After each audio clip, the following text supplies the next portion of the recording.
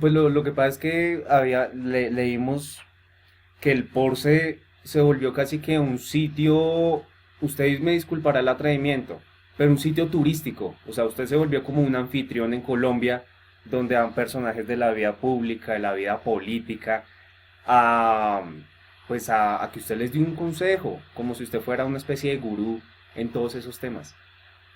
Pues no puedo negar que es verdad. Primero porque permanentemente vivo en ese plan. Mañana, por ejemplo, recibo al senador Robledo, ¿verdad? El sábado recibo al director de Miami Despierta, que es un programa online en la Florida que nos transmite el diálogo de Peláez y Gardiazabal. Y casi todos los días tengo alguna personalidad que me busca en plan de que yo les haga el análisis que parece ser que en Colombia pocos lo hacen, porque si no, no tendría tanta clientela. No, por supuesto. El, Dice, pues habla de Robledo, usted es muy imparcial frente a todo eso. O sea, ¿usted le gusta más como la amistad o Sí, la mucho? idea mía es que no se necesita ser partidario de nadie para poderlo aconsejar. Eh, que este país ha tenido dos problemas muy graves en la vida. Que el primero es la venganza. Construyó su historia sobre la venganza, ha construido su desarrollo sobre la venganza.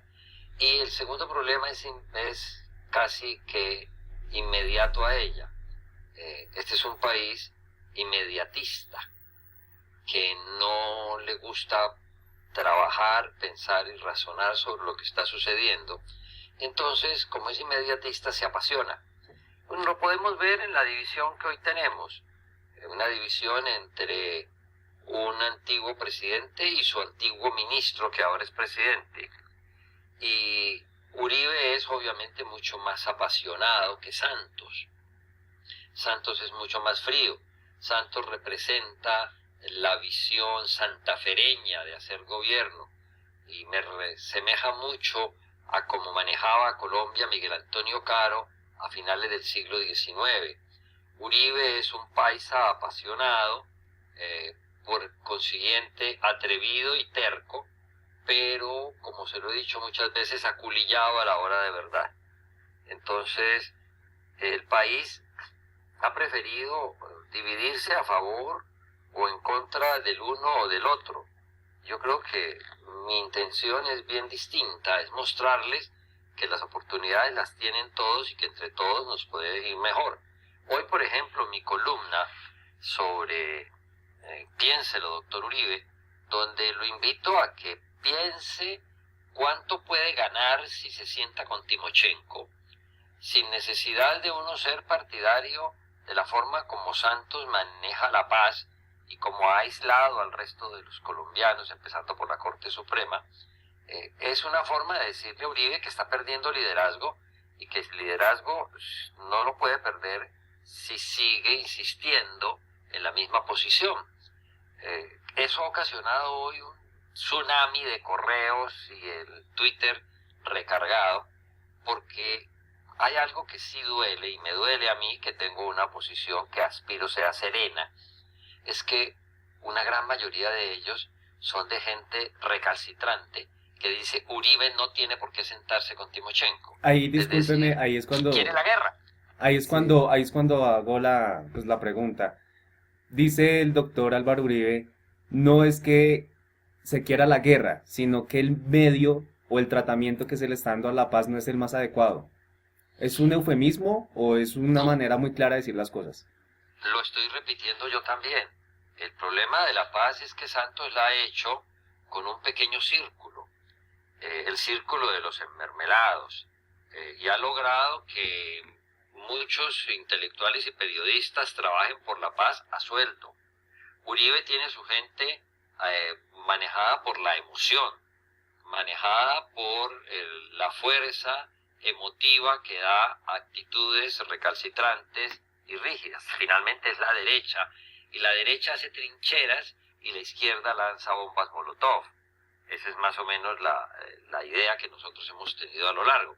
Entonces, Uribe tiene razón en el sentido de decir, esta paz no la está haciendo, pero no convence porque cada que se acerca a la posibilidad de enfrentarse, nos recuerda a la guerra. Yo siempre les digo, mire, ¿por qué estamos divididos tan pendejamente en este país? ¿Por qué se dejan dividir por un presidente que con su ministro de Defensa, el señor Santos, hicieron los falsos positivos? Ahora resulta que eso no es así.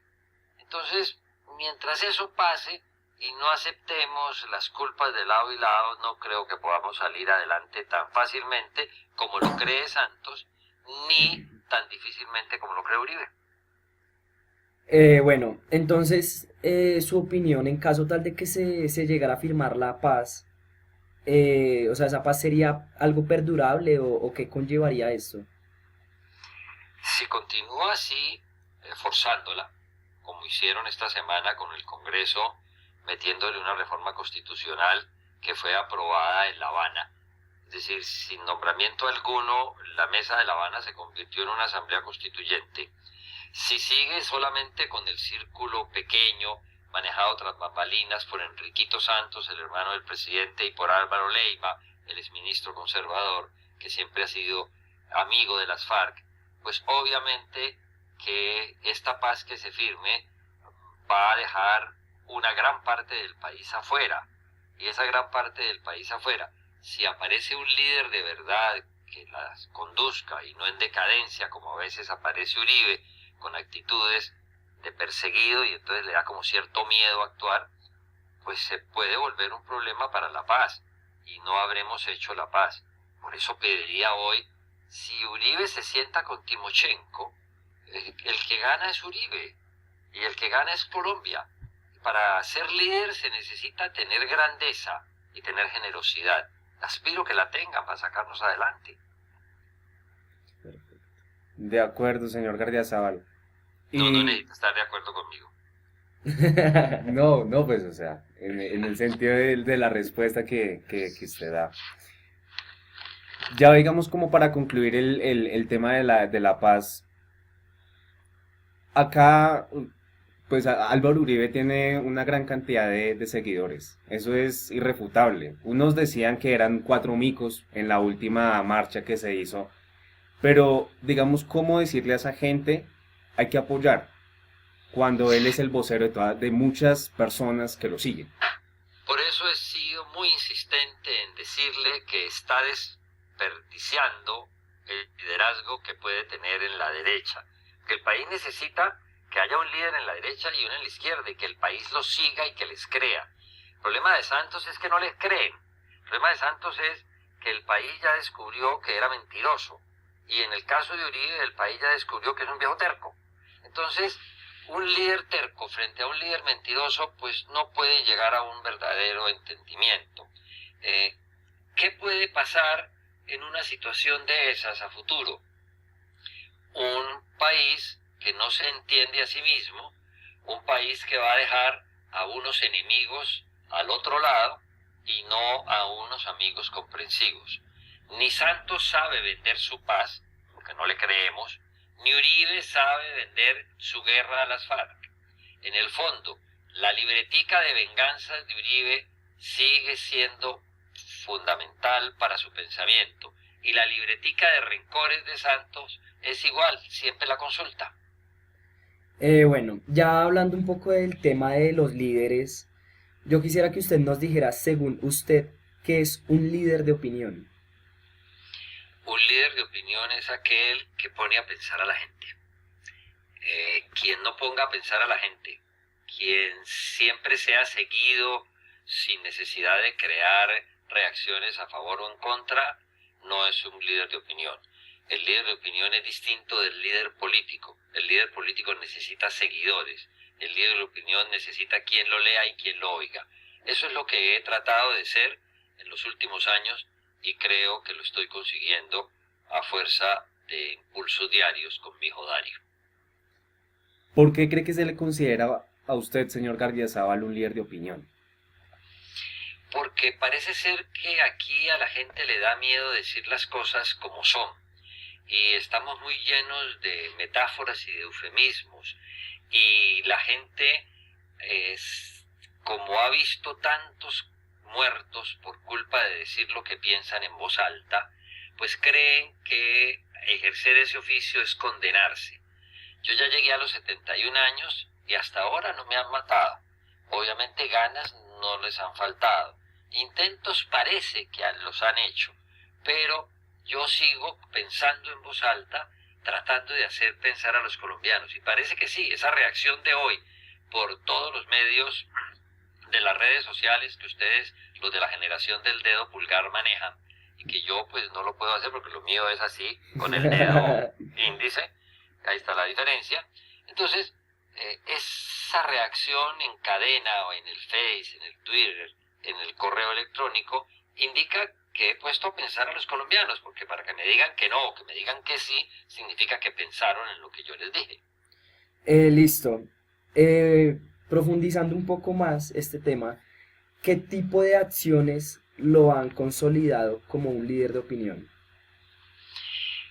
Yo creo que más que todo decir la verdad y estar bien informado. Aquí la gente no le gusta leer. Los que buscan en el Twitter no les gusta sino los 140 caracteres y son así de fugaces. Y como ya casi la gente no lee libros ni tampoco oye a los demás, entonces como no los oyen no tienen información completa. Pero pues esas cosas se pueden ir haciendo con cierta lentitud y se pueden conseguir en la medida de la disciplina. Ustedes que están estudiando las ciencias de la comunicación, como se llamaban entonces, no sé ahora cómo se llamen, pues la primera recomendación que les doy es infórmense en lo que más pueda, lean sobre un tema y no solamente le pregunten a Mr. Google. Existen otros señores que todavía dicen, infórmense de qué dice la parte contraria de lo que ustedes han conseguido como información. Así tienen un criterio más amplio y podemos seguir conversando. ¿Qué imagen cree que tiene la opinión pública de usted? Pues es una imagen muy variopinta, porque para unos soy un escritor consagrado. Ya el hecho de uno tener un nicho en la historia de la literatura con Cóndores no entierran todos los días, me podría haber significado encerrarme y quedarme como Juan Rulfo con una sola novela. Y esa gente que es sin duda alguna los lectores de casi todos los colegios en donde ya les ponen como tarea leer Cóndores, pues creen que Gardiazabal no debía haberse metido en otras cosas. Entonces consideran que es un problema el que yo haya ido a la política, que es un merecido castigo que me haya ido mal, pese a que gané unas elecciones con unos votos que nadie ha tenido 700.000. hasta ahora. Exactamente, un poquitico más. Y pues eso me ocasionó más problemas que ventajas. Después creyeron que yo era un aparecido, porque como estuve preso y condenado para poder que me atajaran mi carrera política, entonces que Peláez me hubiera llevado a la Luciérnaga, pues era un fracaso para Peláez, no lo entendieron. Resulta que capté muchísimos más adherentes, y esta fama de gurú me viene desde cuando estuve en la cárcel, porque en la cárcel me visitaban unos y otros a oír el consejo. Parece que para mí la cárcel fue dignificadora y así la tomé, y por eso cuando me llevó tanta gente, miles y miles, a la prisión, y cuando salí eran muchos más miles, 4 años después, pues obviamente me dio una dignidad de la cual he venido gozando, he venido construyendo y aumentando, y eso puede para muchos ser un tipo inteligente que da opiniones diversas, que conoce de muchas cosas y que como ser humano se puede equivocar. Hay otros que me detestan por completo. Yo creo que ya cada vez son menos, porque nunca fui marxista cuando había que ser marxista. Nunca fui partidario de los extremos.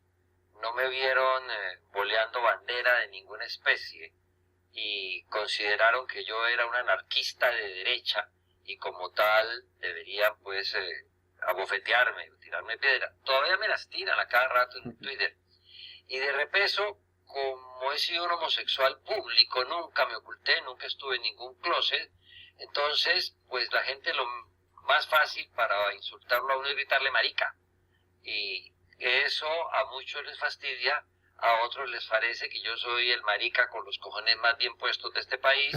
Sí. Y como la palabra miedo no ha existido en mi diccionario, pues yo me doy el lujo de saber que tengo toda esa opinión variopinta. Con que no se olvide mi nombre y cuando me visiten en el cementerio libre de Circasia, donde me enterrarán de pie, y pues que allá vean el único epitafio que he pedido al escultor que ponga en mi mausoleo. Cóndores no entierran todos los días. Gracias, señor Gardiazabal. Usted, bueno, usted se me adelantó en varias preguntas. Repasando su vida literaria, ¿por qué cree que cuando se habla de la violencia política en Colombia se recurre al libro Cóndores no se entierran todos los días? Porque es el único libro que les cuenta lo que la gente oyó en las expresiones verbales de sus familias. Ustedes que no vivieron esa horrible y espantosa época de la patria, leyéndola entienden qué fue lo sucedido. Tanto así que lo comparan ahora en las universidades norteamericanas, se han hecho varios estudios entre los pájaros de cóndores y los paramilitares de castaño. Y así más o menos lentamente de uno en uno van buscando soluciones a entender el libro. Cóndores dijo lo que está pasando ahora con mi columna, lo que a los demás les da miedo decir. Buscó una radiografía del fenómeno el cóndor, el rey de los pájaros, sin necesidad de salir a decir que era asesino de liberales, sino mostrar que disparaba contra los liberales para poder garantizar el poder y mostrar las estructuras de poder que siempre han manejado la violencia en Colombia. Señor Gardiazabal, usted escribió el libro a los 24 años. Sí. ¿Y qué fue lo que lo inspiró? Porque No. pues a los 24 años uno todavía tiene una idea muy romántica de las cosas. Yo fui niñito viejo, fui precoz en la lectura, cuando en esa época no existían estos maternos ni kinder, pues yo aprendí a leer a una edad pues, de pronto sorprendente y desde entonces estoy leyendo. De la misma manera mi madre me contaba que había sido muy difícil para ella porque comencé a hablar frases completas a los 10 meses y desde ahí en adelante yo no preguntaba, yo afirmaba. Y lo peor es que he seguido así, ya llegué a viejo y sigo afirmando y no preguntando. Entonces, pues uno no sabe hasta dónde puede llegar dentro de esa capacidad verbal a promover los espacios que a ustedes no les tocó presenciar. Y si uno tiene capacidad de recordar o de construir. Yo creo que lo mejor en estas cosas es hacer todas al mismo tiempo. Listo, ya cambiando un poco de tema y yéndonos un poco más hacia el tema de las redes sociales. Yo quisiera saber si alguien le ayuda con el manejo de sus redes sociales o netamente es usted. No, mire, primero la historia mía con las redes sociales es que mientras estuve en la Luciérnaga no las usé. Y no las usé porque ya sabía que estaba generando dentro de los compañeros recelos, pese a que yo nunca pude ir a Bogotá, tengo un aneurisma en la aorta ascendente que me impide las alturas, pero uno sentía el recelo porque obviamente yo tenía más información, por aquí pasaba todo el mundo y yo podía hablar con propiedad sobre temas que pues ellos no alcanzaban. Entonces, si me metía en las redes sociales, sabía que iba a arrollar y podía generar más problemas y no los quería. Apenas salí de la Luciérnaga, inmediatamente me metí al Twitter y en la medida en que he ido entendiendo, me he metido al Face. He manejado más bien mi página web, que ahora ya es un portal, eljodario.co o .com, y el Face no lo he alcanzado a entender, pero lo uso en la medida en que más pueda y trato de estar al tanto de entender cuánta poca gente está alrededor de las redes. Yo no puedo ser un youtubero porque no tengo el lenguaje de ustedes, los muchachos. Si yo a los 24 pude escribir cóndores, era porque uno lo hace con cara de genialidad. Pero a esta edad, ponerme a hablar lo de los youtuberos, y me he leído todos los libros que han salido de los youtuberos, y son manuales de comportamiento, manuales de esos mismos libros que existían hace muchos años de superación. Y en el fondo lo único que enseñan, pues hay algunos que enseñan hasta cómo hacer el amor, como ese niñito, monito, loquita que hay por allí, que enseña cómo conquistar hombres. O locos como Garmendia, pues que casi enseña a orinar. Cójase así para orinar, siéntese y tiene que sentarse. Y eso es lo que les fascina. Pero yo creo que de los 10.000 libros, por ejemplo, que Garmendia vendió en la feria, 9.900 no los han leído, porque la generación de ustedes lee poco. Le gusta meter el dedo, no solamente al computador, sino en otras partes. Señor Gardiazabal, ¿qué es el judario? Ya que en constantes oportunidades durante la entrevista ha tocado su portal web. ¿Qué es el judario? El Jodario es un portal que monté cuando salí de La Luciérnaga para publicar allí mis columnas diarias en ADN. Poco a poco le he ido metiendo más gracias a la ayuda de un técnico que ha sido pues mi mano derecha. Lo que pasa es que a veces está en Houston, a veces está en Toulouse, pero desde allá me ayuda en las maneras técnicas que no son muy fáciles, sobre todo para quien usa este dedo y no los pulgares. Y ese portal, allí está la forma de oír mi columna en audio, de oír el diálogo diario de Peláez y Gardiazabal después de las 7 de la mañana.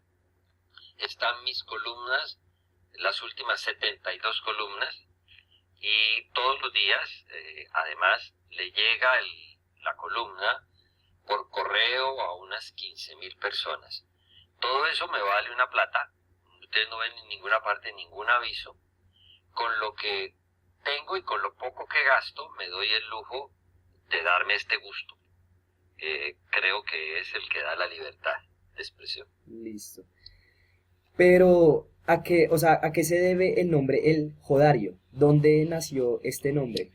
Cuando era alcalde la primera vez, yo sacaba cada diciembre un cuadernillo para burlarme de mis empleados y de mí mismo, y se llamaba El Jodario. Y se volvió costumbre sacar El Jodario. Uno de los empleados, a quien persiguieron ferozmente los paramilitares, le mataron su hijo y no resistió y terminó suicidándose, Ferney Galvez, vertió El Jodario en verso.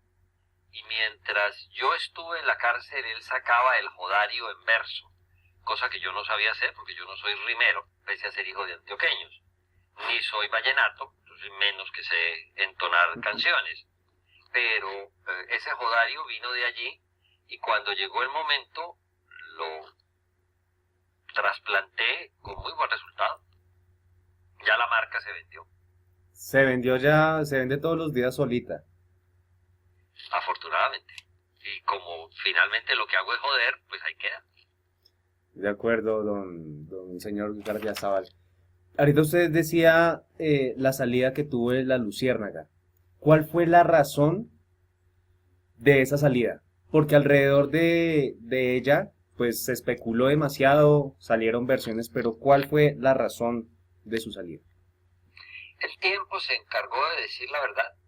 El hecho de que Hernán Peláez esté ahora con Gardiazabal en un programa en donde no ganamos un peso, donde más bien pagamos por hacerlo y gozamos haciéndolo, y somos una pareja que habla y opina sobre las distintas cosas que existen en el país, pues obviamente demostró que a Peláez lo fueron forzando a que se saliera de la luciérnaga para poder echarme a mí. El estorbo era yo y hubo que sacrificar a Peláez. Que algo más.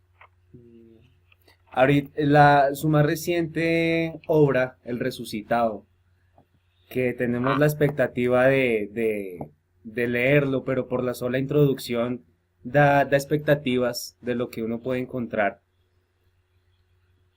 Pues, o sea, ¿de dónde sale esa idea de hacer un paralelismo entre un capo y Jesucristo? O sea, eso suena a De locura. dos leyendas. La primera es la leyenda que existe de Jesucristo, que él antes de ser Cristo estuvo en la India y conoció a la mandrágora y la usó para simular su muerte y poder decir que había resucitado. Y la leyenda en el Cañón de Garrapatas de un capo que dijeron que había muerto en la cárcel y su esposa se encargó de divulgar que no, que él estaba vivo y mostraba escrituras con la huella digital de él porque había tomado mandrágora y se había podido resucitar. Y ha tenido una gran acogida entre el público, me imagino. Sí, además en un país que ya no lee, pues uno garantizar de arrancada 6.000 ejemplares es una hazaña. Sí, claro. ¿De cuántas hojas son? 186. 186. Ese no está... Para ustedes es mucho porque ustedes están acostumbrados a 140 caracteres. Entonces, señor Gardiazabal, ¿la comunicación social y el periodismo son una industria en decadencia? Pues yo diría que no se están adaptando a lo que está pasando. Todavía pues, no son ustedes los primeros ni serán los últimos los estudiantes de esas áreas que me visitan o conversan conmigo. Y todavía les enseñan con la metodología que ya está en desuso. Buscar la noticia como si todavía tuvieran que llevarla a las 8 de la noche al periódico para que el linotipo la pudiera imprimir, o manejar como se ha manejado la radio sobre la base de la noticia reporteril. Y no se han dado cuenta que el mundo pues ha acelerado tanto y los medios de comunicación han sido tan fuertes en su acelere que están pidiendo otras cosas. Están pidiendo no 140 caracteres, es decir, que hablen en titulares o en los telegramas viejos que nosotros usábamos, sino que estén sobre la noticia con capacidad para analizarla inmediatamente y tratar de unirla a los otros y hacer un contexto. La fórmula ha sido muy fácil, el copy-paste. Entonces todo el mundo se mete a Mr. Google y sacan de allí todo lo que dicen del caso o a Wikipedia y se van por ahí para allá repitiendo. Entonces esa repetición pues vuelve las noticias pendejas y por eso cada vez se queda uno con los titulares. No es que no tengan porvenir, lo que tienen es que acomodarse a la realidad. Es como si yo siguiera creyendo que tengo los mismos lectores que cuando publiqué El Divino, una novela que fue llevada a la televisión con muchísimo éxito y que en menos de 6 meses alcanzó casi los 100.000 ejemplares en Colombia. Ahora vender 5.000 o 6.000 es una hazaña y con 3.000 ya es un escritor aceptable y por eso las ediciones las hacen de 300 a 1.000 libros. Ahí aprovecho para preguntarle, señor Gardiazabal, ¿Los sordos ya no hablan va a ser un libro que se va a reeditar en 2017? ¿Es un proyecto en mente?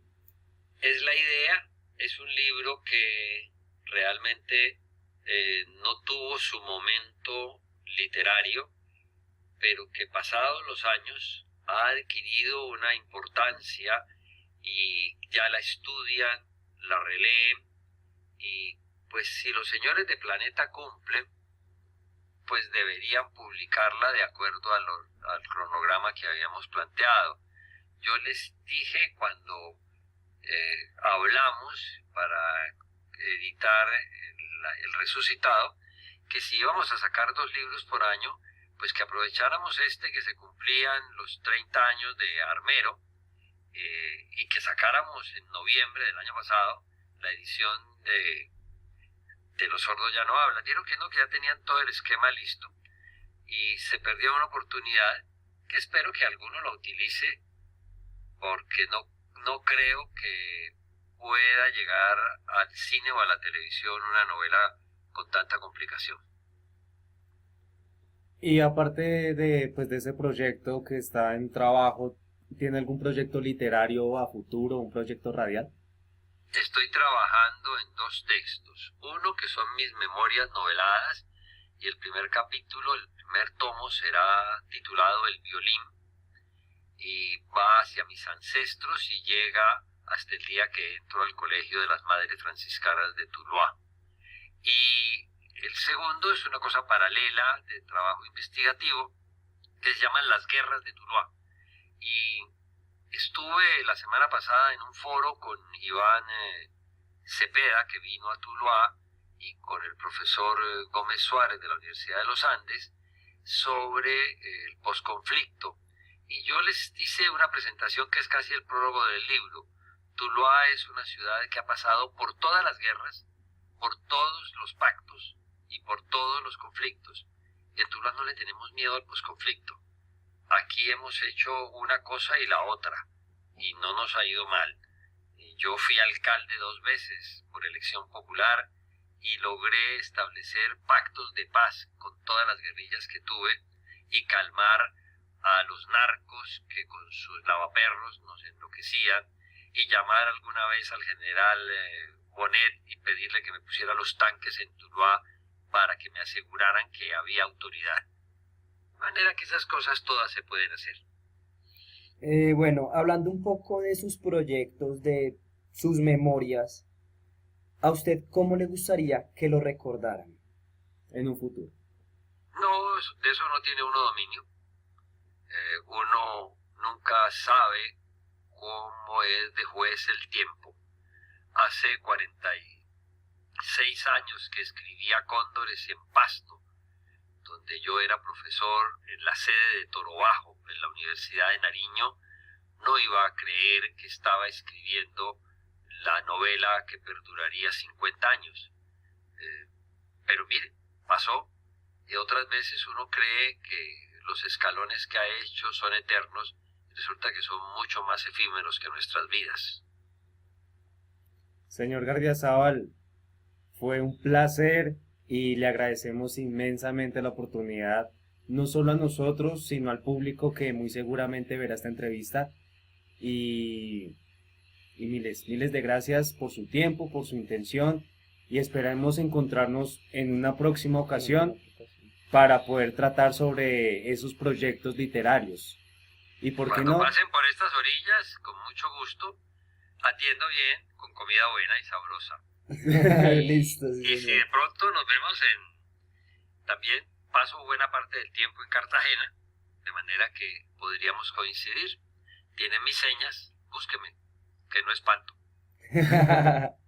mil Muchísimas gracias, señor gracias y un Gardiazabal. saludo a todos los que puedan ver esta entrevista hecha por este par de proyectos de comunicadores sociales que espero no los arrastre la necesidad de trabajar.